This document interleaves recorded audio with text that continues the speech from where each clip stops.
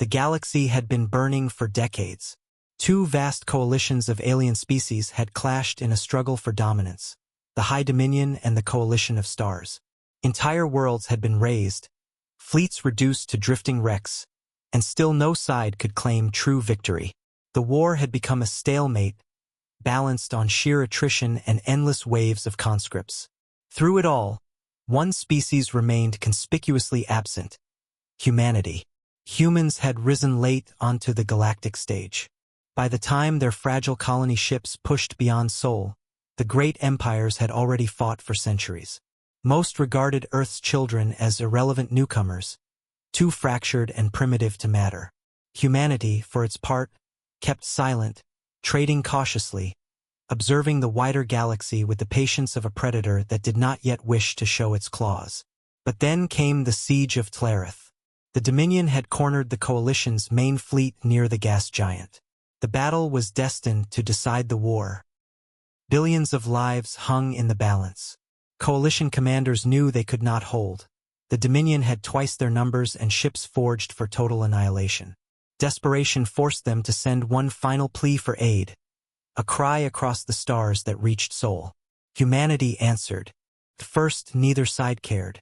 A few human cruisers slipped into the contested system, outdated hulls by galactic standards, bristling with weapons unfamiliar to alien eyes. The Dominion laughed.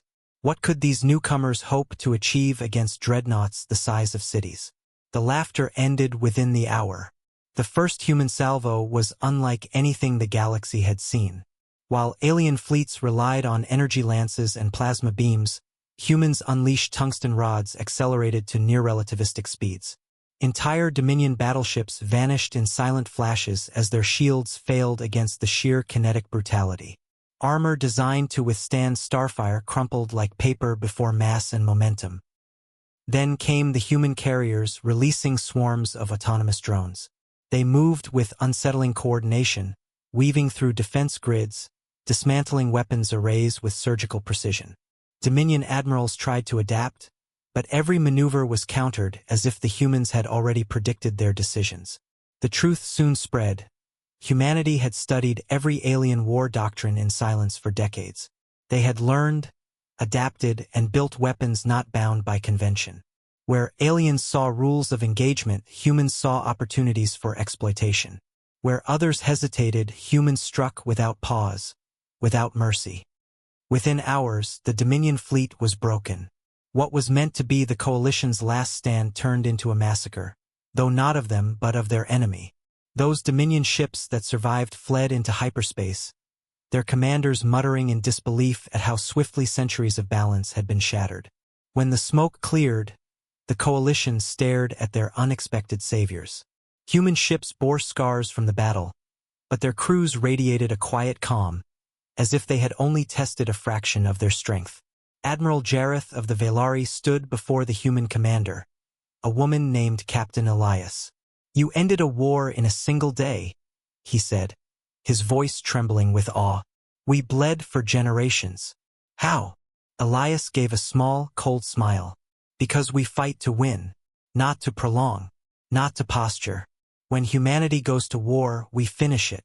Whispers spread across the galaxy in the aftermath. The Dominion, once unshakable, now feared the wrath of Earth. The Coalition, victorious but humbled, realized they were no longer the true power in the galaxy. A third force had revealed itself, and it was not bound by ancient rivalries or traditions. The war was over, not through treaties, not through attrition, but because one species had finally decided to act. For centuries, the galaxy had dismissed humans as insignificant. That illusion was gone forever. From that day forward, every council chamber, every throne, every admiralty spoke the same quiet truth. The war ended within hours after humans joined, and nothing would ever be the same.